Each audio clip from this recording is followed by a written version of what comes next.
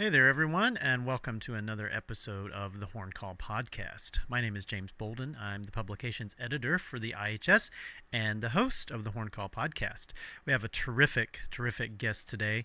Christoph Eß is a German horn player, principal horn in the Bamberg Symphony Orchestra, and very creative and obviously fantastic horn player. Has a number of publications and great videos out there. If you're not familiar with Christoph and his work, be sure to go on YouTube or go to his website. You'll find them in the show notes to check out all the amazing things he's doing. I actually have a lot of episodes of this of the podcast kind of queued up, and I'm hoping, emphasis on hoping, to try to get them out in a little bit more timely fashion. So maybe every couple of weeks instead of every month. So I know that that's kind of a long time between episodes, but hang in there, and I think I'm going to be able to maybe get these out in maybe a bi-monthly fashion. So at any rate, without further ado, here is my conversation with Christoph Eß.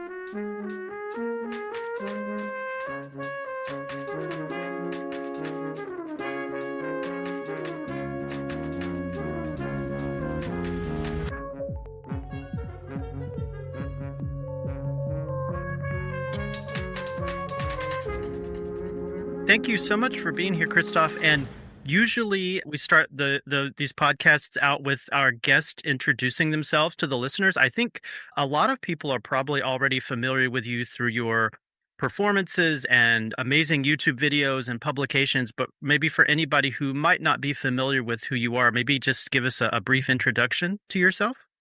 Yes, thank you very much for the invitation. I'm really happy to do that together with you. I'm Christoph Eß, horn player from Germany. I'm principal horn of Bamberg Symphony since almost 20 years now. I'm founder and initiator of the Horn Quartet German Horn Sound, which maybe many of you also know.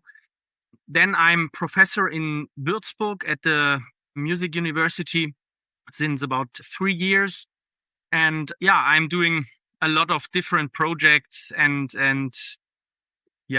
I was doing and playing many competitions in my youth and could win some nice prizes there in RD music competition or in Prague Spring. And so my musical journey went on, and then I got this job in Bamberg really early, so with like 22. And that's where I'm still are, and I'm really happy there. Well, great. Yeah. And it certainly sounds like you've continued to develop your career beyond just playing in the orchestra. As you said, you formed a horn quartet, and you've got publications out there. You've got a really fantastic warm-up and routine book that I want to talk about maybe a little bit later. But so thank you for that introduction to yourself, by the way. Anybody, if you don't know Christoph, go look him up on YouTube or go to his website. He's got some really fantastic videos, everything from a complete warm-up and routine, kind of talking you through everything. And it does have English subtitles for anyone who doesn't speak German like me. But I think, you're doing some really great stuff. And you're also the country representative for Germany for the International Horn Society. So a little bit later in the podcast, maybe we'll talk a little bit about that. Christoph, talk to us a little bit about sort of how so you said you won the audition in Bamberg at 22, but so what was your training and background like up to that point? Did you start taking private lessons quite early, I imagine, on the horn? Yes, I took lessons in the normal music school in Tübingen, my hometown, and I started with the age of 6, so quite early. I had to be honest, I had a fantastic first teacher where I have been more than 10 years, and I'm still in very good contact with him. And he sent me to my later professor. Then I was like 16. In Germany, you can do this pre-college study. So you are still in school, but you can have practical lessons with a professor already.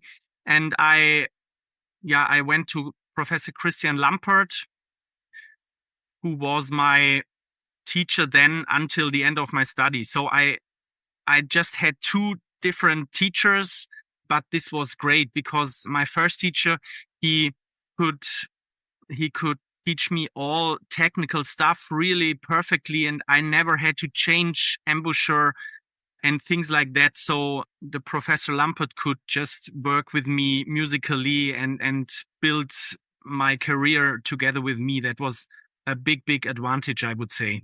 Oh wow, that's incredible. And I have heard about, the and not just for music in Germany, but one can sort of get technical training at a very early age, going into different fields and things like that. And in the United States, I think most horn players come up playing in, a band program like a wind band. Was that something that was big in Germany? In the south part of Germany, I would say there is this band tradition also. And in Germany, we have two different religious things. The Catholic thing is more this music band, wind band, and the Protestant way is more, it's called Posaunenchor, trombone choir, but together with trumpets, horns, and it's more it's more religious. They play in the services and stuff.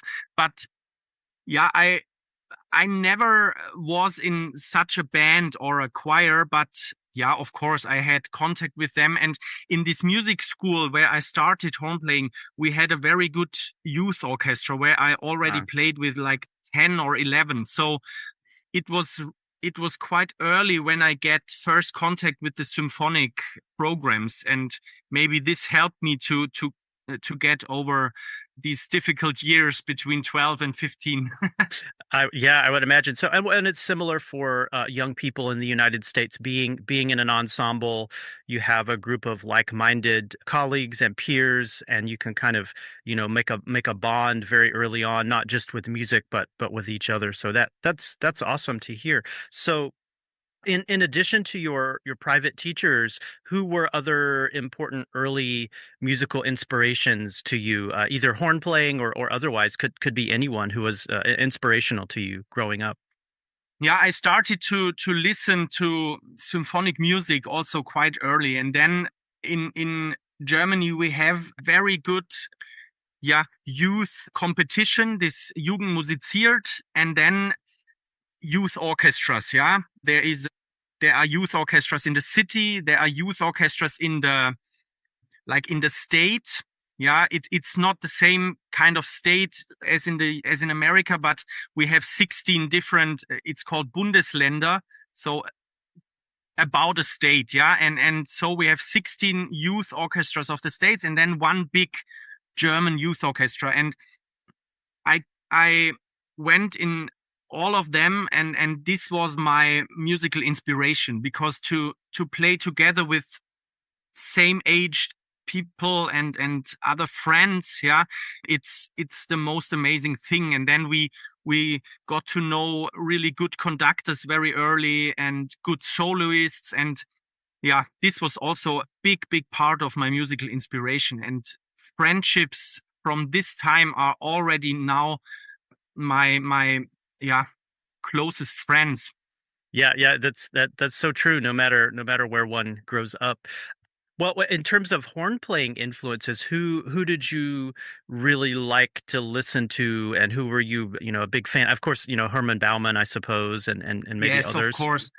That was funny, because when I was 3 years old, that's what my parents tell me every time, because they don't have anything to do with professional music making, but they are listening to classical music all the time, and they they made a gift for me to my third birthday, the Peter and the Wolf by Prokofiev, and I told them I want to play this instrument from the Wolf. Yeah, and then when I was 5, I think Barry Tuckwell was in my hometown to play a concert, and they went to this concert with me, and I was so impressed, yeah, by his playing. Hmm. And then of course Hermann Baumann, and especially also Peter Damm.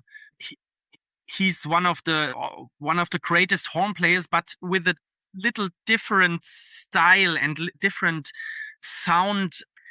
He plays with this little vibrato. He plays very light, but I really liked this way of playing as well. And so, yeah, I think that was these three were my Hmm. inspirations in the early times. And then, of course, the big orchestra musicians as Stefan Dohr and Radek Baborak later then.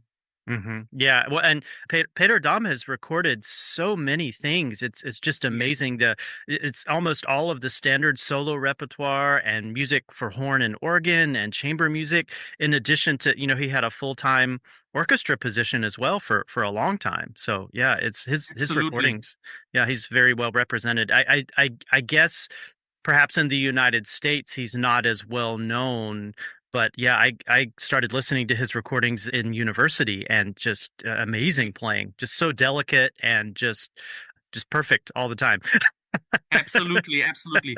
And then I forgot one big teacher for me besides my Professor Lampert. This was Michael Hölzel. I Hmm. really have to thank him a lot because he I met him also really young when I was 10 or 11, and he he always went through Mozart with me, and his way of explaining Mozart, it was absolutely this kind of playing I want to do. And yeah, we were in a very good contact until he unfortunately died, but this was also a big mentor for me. Well, and then of course, I guess before Hutzel was Penzel, Eric Penzel. His pedagogy is really well known as well. Yes, absolutely. And Eric Pencil was, I mean, he was already retired, but then he was assistant of Lampert in Stuttgart. So Ah. as I was a student, Pencil was there about every second week as well. So we could also get like input by him. That was great. And there's so many good exercises by him that I just didn't know about until fairly recently, but they're easier to find now in the United States than they used to be. Mikkel Hutzel has several great books out there, so Yeah. for anybody that doesn't know, you should check those out. So Yeah. Yeah, and also my warm-up book is based on many of these exercises, of course. Yeah, this is my school, so I did these exercises every day, and I developed my own way to sort them. Yeah. but yeah, now that you mentioned, do you want to chat a little bit about your warm up and routine book Yes, while why while not? we're on it? Yeah. So I have it. It's fantastic. I I sort of collect them, warm up books and routines, because they're also fascinating how the best players organize their warm up and their practice routine. So you want to talk a little bit about, in addition to the exercises by Pencil and Hutzel, what kind of influenced the things that went into your book? Yeah, of course. I mean, this I was all the time I liked warm up, yeah. And I thought it's a very important thing to hold your level or to improve, yeah. I mean, now in our 40s we can still improve a little bit, but most of the time we have to look that our level is on one point and doesn't get worse. Yes, um yeah. so I think it helped me a lot that I could teach myself really early as assistant of my own professor, because when you have to teach, you have to tell the others or bring what you are doing in like a form, yeah, in speaking words. And this is not very easy in the beginning. And during the COVID time, when we had a lot of time, I started to write down, yeah, my ways. That was, first of all, it was not the exercises, it was more the system behind, yeah. And for me, this system is based on 7 parameters, yeah, which is warming up in literally sense. So I called it doodle exercises. Yeah, then a big chapter is airflow. Third is sound quality. Yeah, so long notes and crescendo, decrescendo. Then the fourth chapter is flexibility. Fifth is scales. which is also very important, of course, for every kind of piece or study. Mm-hmm. Then stability, and in the end, power exercises, which Mm-hmm. is maybe not for every day, but we have to create muscles, of course, to Mm-hmm. get endurance in the end. And so these are the 7 parameters. And then I thought about, what is the most important thing, and what am I doing more than maybe other chapters? And I came to the conclusion that for me, it's very important to deal with every kind of parameter every day. Yeah. Mm-hmm. So sometimes we just have 15 minutes to warm up. Sometimes we have 2 hours. Yeah. Right. So, Yep. but even if you just have 15 minutes time, I want to deal with every of these 7 parameters. And this Mm-hmm. is the basic, thing behind my system. And then, to come to a good result very fast, I combine different things like forte and piano, or fast and slow, or tongued and slurred. Yeah. So these Mm-hmm. kind of things are during all these chapters. Mm-hmm. Yeah, And it's then, yeah. yeah, No, sorry. I was gonna say no. It's an excellent book, and I recommend it. I think people can find it on your website, a link to it from your website, and I'll put that into the show notes. And then there's also, I think, an excellent thing that goes along with the warm up book is the video series where you kind of Yes. where you demonstrate and talk everybody through it. I mean, I wish it wouldn't have been possible, but if Philip Farkas could have done the same thing for his book, imagine how Yeah, many things, because you put something in a book and it's difficult to get it exactly the way you want it, and it's difficult to address every possibility. Like, well, maybe you don't have to do the high stuff on days where you are not feeling great, or where you had a heavy concert the day before. You don't have to play every single note in the book, and I think that's important in the videos, that you kind of explain that and say you should pick and choose and do the things that make sense for you as a player. But that's the difficult thing with a book, is once you put it in there, it's in the book and you can't take it out. that's right. Exactly. This was also during the COVID time. To be honest, this is part of a very big online video masterclass of my quartet. Mm, Yeah. And this warm up thing, these warm up videos are the first part. It's about 1 hour, and we gave this for free on YouTube, because I think it's very helpful for many players, and I really get so many nice comments and feedback about this. And but there are really many hours of material on this video masterclass. It's also on our website.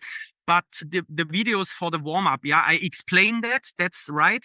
And I recently recorded every single note of this book as play-alongs. So this will also be published very soon, that you can play the exercises together with me, or you can also stop me and just play it. But yeah, so this is the next little project. no, that's excellent, and it's so good to hear the everything demonstrated at such a high level. So that's fantastic. Well, so speaking of your horn quartet, do you want to talk a little bit about the German horn Yes, sound? Sure. yes.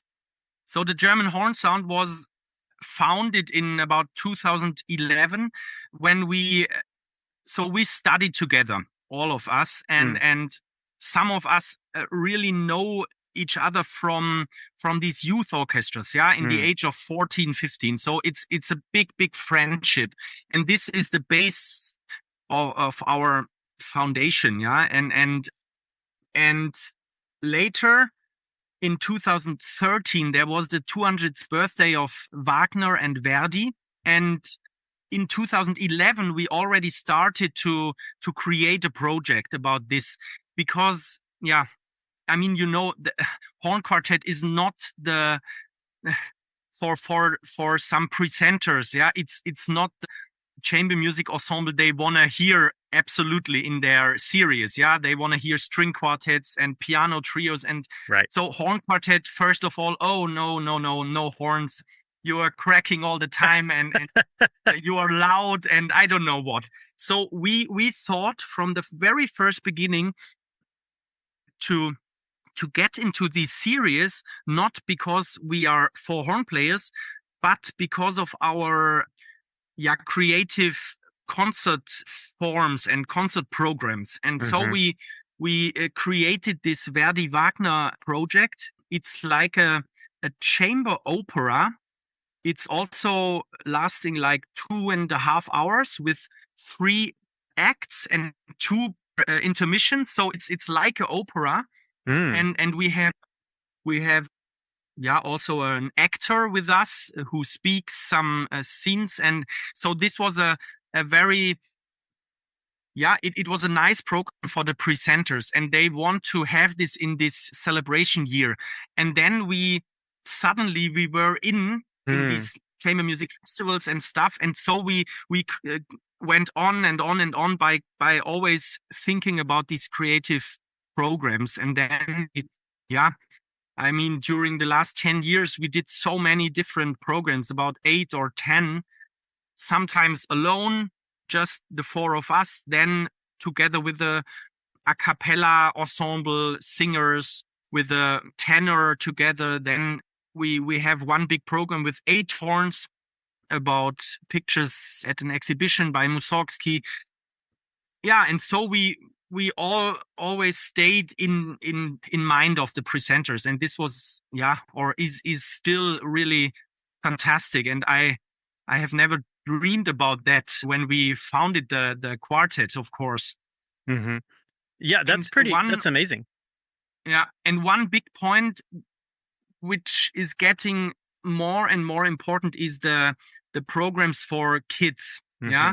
Educational. So these educational projects, all of us, the four of us, we are really happy to work with the kids. And we already are fathers, every one of us, so we know what the kids like. And we also we have about 4 or 5 education projects, and this is always really fun to present them and to perform them.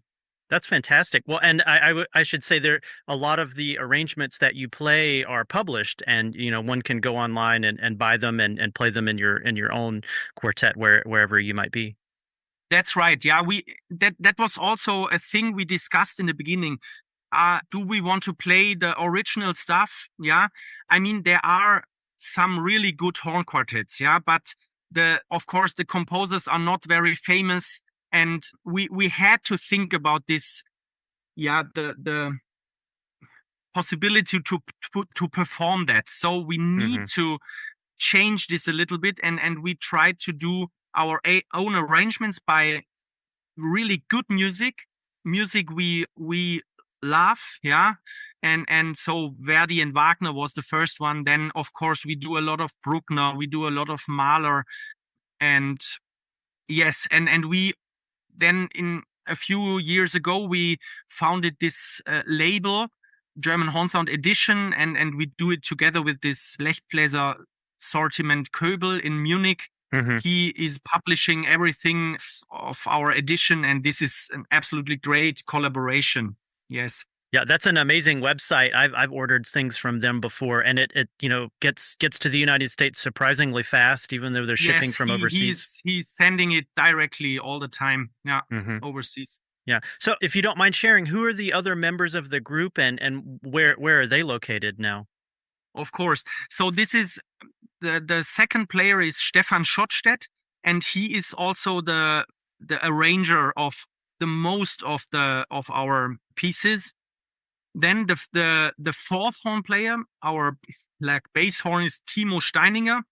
He's in Berlin in the Konzerthaus Orchestra. And Stefan is in Hanover in the State Opera. And the third horn for the first 11 years was Sebastian Schorr. He is in Reutlingen, smaller orchestra in southwest of Germany. And we had one change in the ensemble 2 years ago, because Sebastian, he changed a little bit during COVID time to other jobs. He's conducting a lot of these wind bands. He's teaching in the school in addition to his job. And so the preparation for the quartet concerts, it's quite hard to always keep motivated for this really difficult pieces. And so we decided together that he's going his way, but I'm still in a really good contact with him. And he was also the guy who painted all of our like covers of the arrangements. So this was also a very individual style by his paintings. Yeah, and now since 2 years, Andres Aragon is with us.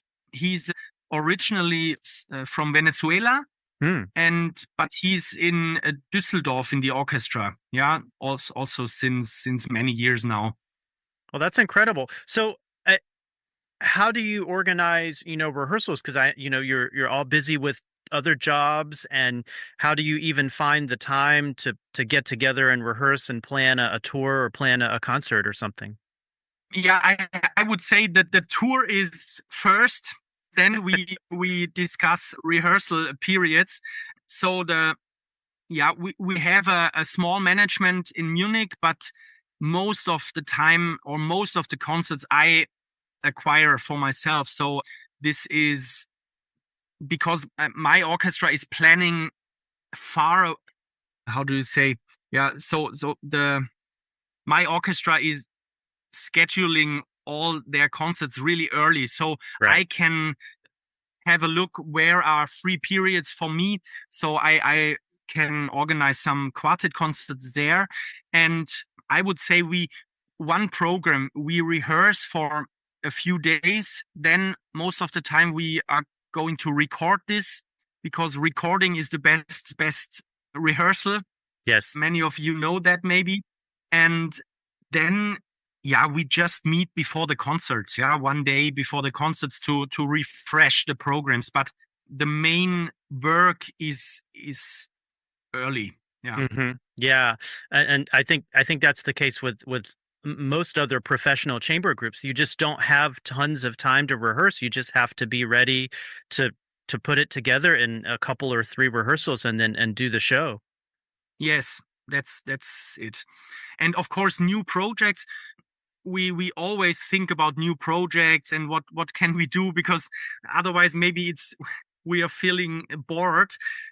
So when we are on a tour like 3 or 4 days, then we are together all the time, 24 hours. So we can do these little organized meetings and put in creative input for the next projects. Yeah. So we have many ideas. Yeah. Have you come to the States before as a quartet?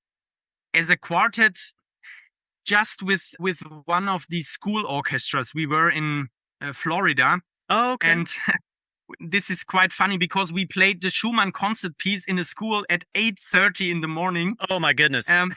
This was, I remember this very well, because of course I didn't feel so well at 8:30 in the morning. But but never during the last 10 years we have been in the US. Not, unfortunately. Yeah, we should do that.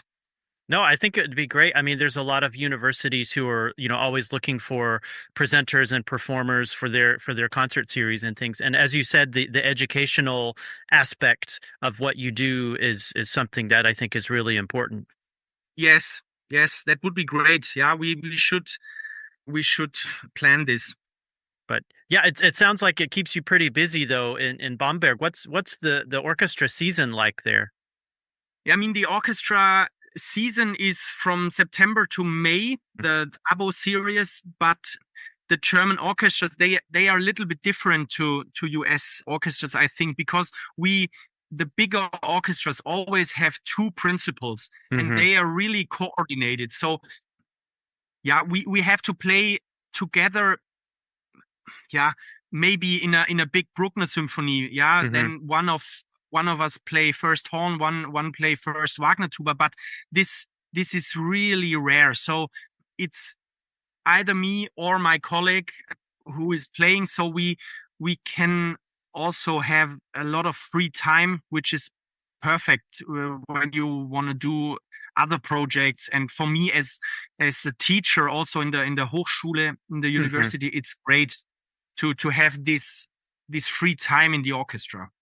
That's incredible. Yeah, and speaking of the German training system for horn players and auditions, what is the audition system like in Germany if one wants to perform in an orchestra there? How is it? I imagine there are some differences from the US system, but maybe you want to talk a little bit about that? Yes, of course. A very good topic, because I mean it's advantage and disadvantage together, because the the auditions are really hard, and then this 1 year period, trial period, is really hard. But after this we are absolutely fixed in the job. Yeah, we can stay there until the retirement. So Hmm. this, I think, in no other cultural institution it's like this. Yeah, the choirs, the theaters, the actors, they all have time contracts, and Hmm. they can be thrown off all the time. Yeah, but Hmm. we can't, and this is amazing, of course, first of all. Hmm. But these 2 years, yeah, with trial period and before the preparation and then the audition, this Hmm. is of course really hard, and we have to practice not just our instrument. It's a lot of mental training, yeah, to get focused in this or little moment. Yeah, I mean, Hmm. every player in this first round has just like 5 or 7 minutes time to perform, and most of the time we have this curtain. So it has to be perfect in these 7 minutes, and then you have the chance. And if you can't get to this first place once in your life, you won't get such a job. Yeah, and this is sometimes very sad also for the students, of course. Right. Yeah. And the audition itself, I don't know if it's so different to the US, but we all most of the time we have 3 rounds. First round is one concert, like mostly Mozart, and then second round is Strauss for the high horns, and Bagatelle from Neuling in for the low horns, and Hmm. then the third round is this orchestra excerpt. Okay. Yeah. Yeah. Yeah, and I would say this is the usual audition. Yeah. Right. Right. Are there any, so there's the standard Shostakovich and Strauss and Mahler and Wagner, and are there any excerpts that maybe aren't in the standard repertoire outside of Germany that maybe for German orchestras people would need to know? So obviously the Neuling Bagatella is not done that much outside of Germany. Yes. Maybe in Europe, but it's not done that much in the United States. I don't know that it's asked that much on auditions for low horn. They probably might ask a Bach cello suite or something Ah, really? for low Yeah. horn. Yeah, in the I US. mean, Yeah. in the musical senses, it makes much more sense to play Bach than Neuling. But yeah, I mean, the Neuling has, from orchestra side, it has the advantage that you can really, yeah, you can really see what the candidate is doing in this small octave. Yeah, I Mhm. mean, Yeah, it's quite between, technical. Yeah. yeah, it's quite technical, and you have to go through the registers all the time, and yeah, this is quite hard. But in the end, it's important to stay in the orchestra by being stable. Yeah, of Hmm. course. Yeah, yeah, And absolutely. from the orchestra excerpts, I think one excerpt is in almost every audition. This is, we call it Sunrise from Götterdämmerung Mm. from Wagner, Ring of the Nibelungs. Yeah, it's this very starting very low and then going to the high, Oh, uh, and then we have, yeah, many Beethoven and Brahms is asked in the auditions. Yeah, sure. Yeah. Beethoven 6 and 7, then Beethoven 9, the fourth horn solo, and then Brahms piano concertos, third horn, for example. Some Mendelssohn, some Mahler. Yeah. Yeah, that sounds quite consistent with the United Yeah. States. Yeah, it's similar. Oh, that's great. Thank you so much for sharing that stuff. So yeah, I'm amazed, Christoph, how you find time to do all these things. And Yeah, many people ask that. What am I doing? If my day has like 28 hours.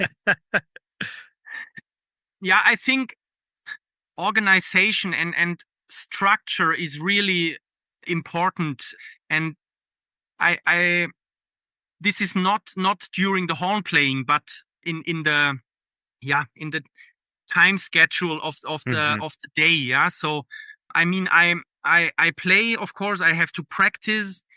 I i have to teach. hmm These are the main jobs. And then, of course, I have a family, yeah, with Yeah, 3 kids. And this is priority number one, of course. So yeah. I I have to, yeah, I have to cancel some concerts as well when they are not perfectly in the schedule, and they ask for a day where my wife is on tour or something like that. I also have to say no. And this is sometimes hard, but of Yeah. course the family is should be number one all the time, and the kids need you as well as the mother. So I think, yeah, but I have some, I would say, organized brain, yeah, sometimes for different things. In Germany, we say I do the different topics. I open drawers. Do you say that in the US as well? So Something similar. Yeah, something similar. a Yeah. drawer out, and you can close it, and then it's back in the brain, but it's not, you don't need to think about that. And then when you need to think about that, you take it out again. And maybe this could be a little secret, that I have like 4 different topics or jobs. Yeah, hmm I mean, quartet, soloist, teacher, and player in the orchestra. So, and then, of course, I this writing music, then doing these videos, thinking of new projects. And so I'm a very big fan of writing lists as well, yeah, Yes, yes. Yeah. on the different apps. So these listings are very important for me to, yeah, to That's have it written down. Yeah, and then I can just go through these lists. Okay, this could be done today, and this has time until next week, and things like that. But I think you need to do that, because otherwise it's completely chaos. yes. How do you get your students to understand that? This is difficult, teaching students how to be organized and making them aware of how important that is to have a career. It can't just be only the playing, because if you can't keep your schedule in order and return emails and correspondence, you miss out on work, and it can be quite difficult if you're not organized.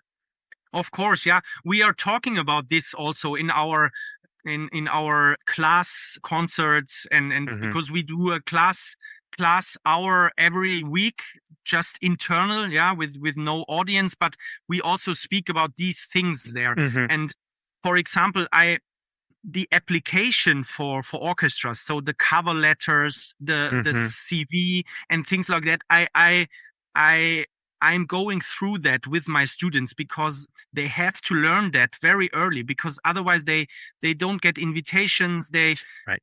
They cannot trust that they are playing good, and then they get invitations. But this is absolutely important to write, or to have the possibility to write a good and honest application. Yeah.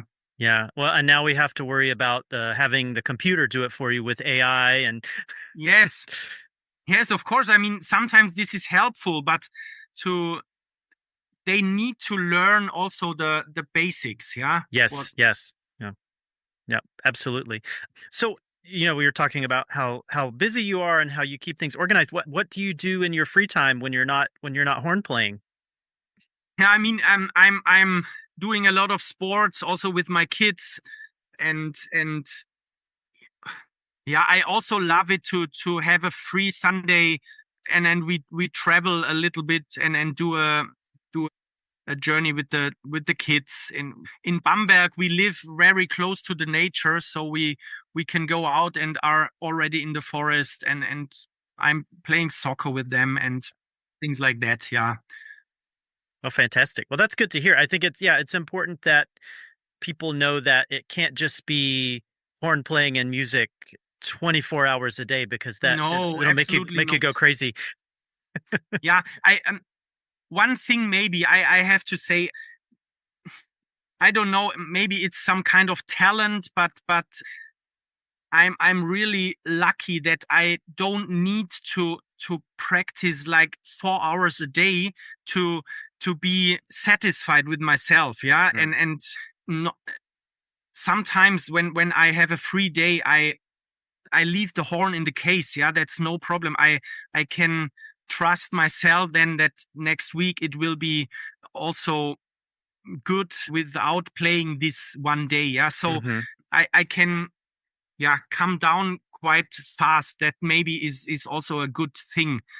And I mean, hopefully it will be like that, because when you get some problems, of course this is another thing, but I'm very lucky that I never had big problems. Of course, every one of us thinks about ambusher things, and Hmm. today it's I'm feeling not so well, but I'm yeah, I'm talking about bigger problems now, and I think this is also a thing where or I think a lot about this, because I think teaching and talking about the things you are doing with Hmm. your students, this is very helpful to avoid problems with yourself, because you have to talk about what you're doing all the time, Yes. and so you have to think about that, because some players who they are playing incredibly beautiful, but they are just doing it. In Germany we say it's not coming from the brain, it's coming from the body. Yeah, so Natural player. natural, Yeah. it's coming natural. Yeah, and I mean, if that works until 65, it's the fantastic thing. Yeah, but Hmm.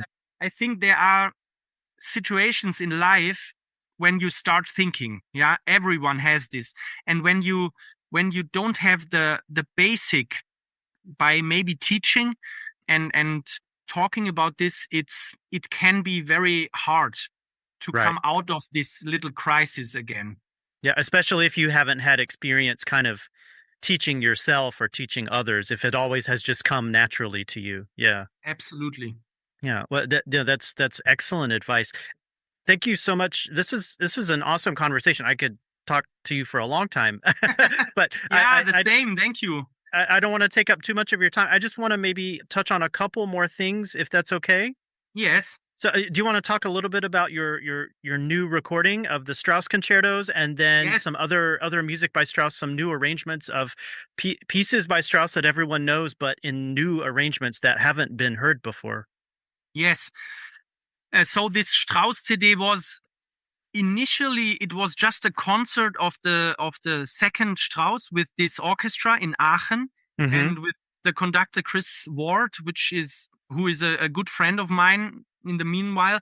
And so we did this as a live recording, yeah, for the radio station. And but in the end we liked it a lot. And then also COVID came, and then after these cancellations, then Chris asked me to come again for the other Strauss concerto, and then Hmm. it came to our minds that we could produce this as a CD. Hmm. And just the two Strauss concertos were too short, of course. And then he asked me to do some, yeah, it's some chamber music works, Uh-huh. but in new style. And this was also a COVID thing, where in Germany there was a time, like half a year, where we had to sit like 2 meters away of each other. Yes. Yeah, Yes. and so these four last songs were created. It's a very small orchestra, Yeah, Mm-hmm. just string quintet and some single winds and horn, and then the singer, of course, and they produced that. And it was still a little bit short for the CD, and so we we had this idea of doing the andante in this Mm-hmm. chamber music, yeah, constellation, and I really love this arrangement. It's not by myself, it's by a friend of Chris, former student of him. And yeah, I really love that. It has such nice colors, also with the winds in the background, and yeah, some string, yeah, especially in the beginning, this yeah, string carpet where I Yes. can just sit on and playing this beautiful Strauss melody. It's incredibly beautiful. And then to combine the horn with this Four Last Songs singer, we thought about doing this Alphorn song by Mm. Strauss, also in this chamber orchestra Mm-hmm. version. Yeah, it's a No, nice CD. You it's can listen beautiful. to It's it beautiful playing. in the Yes. streaming platforms. Yes, I recommend it. It's fantastic. And the four last songs, if and you know, most people know those, but if you don't, they're just gorgeous. So yeah, bravo. Yeah. Yeah, and during the next weeks or month, I will also publish some digital releases of music for horn solo, which I recorded during the last month. Stefan Schottstedt from the Quartet and Hmm. we started to arrange big orchestra pieces just for solo horn. We called them Ah, fantasies for okay. horn, but it's Stefan did the three last Bruckner symphonies and the four Brahms symphonies. I did Tchaikovsky and Mahler, and now very new is the Berlioz Symphonie Fantastique just for one horn. Oh, And I interesting. recorded some of these like fantasies, Hmm. and I will publish that also on the streaming platforms and on YouTube. Oh, excellent. Well, I look forward to that. Yeah. Thank you. Yeah. And I guess just to wrap up our conversation today, maybe it might be nice to talk about your being the country representative for the International Horn Society and talk about, you know, the importance of that organization. Yes, of course. I mean, I was really honored to get asked about being this representative, and I got this Punto Award also in the COVID time because I did collaborative project with all of the German universities, Hmm. the horn classes, and I was invited as a featured artist to IHS 2019 in Ghent in Hmm. Belgium, and there I met all the people from society, and it was a great meeting. And I mean, you might know that in Germany the horn society is not so common, yeah, Hmm. or not so famous than in the US. That's on the one hand side very sad, but in Germany the horn players are really connected, yeah, Right. also without this society. So I in the last years I was talking and doing advertising for the IHS a lot, but it's very difficult to get the people to be members. But Yeah. yeah, I'm doing my best, and I this year for the first time I took over a big horn festival in Germany. It's called Hornissimo, Okay. and it was the former Black Forest Horn Days, and now it's called Hornissimo. Almost 100 participants, and yeah, next year we will do also a little competition for the participants and having really good sponsors. I found them to yeah to to bring some prizes to the applicants, and I hope that we can also do some advertising there for the IHS and maybe work together to get the IHS more famous in Germany. Well, that would be fantastic. We're grateful for all your work you're doing. And Christoph, thank you so much for chatting with me today. This has been a fantastic conversation. Yeah, thank you so much, James, for the invitation, and I'm really looking forward to meet you in person again.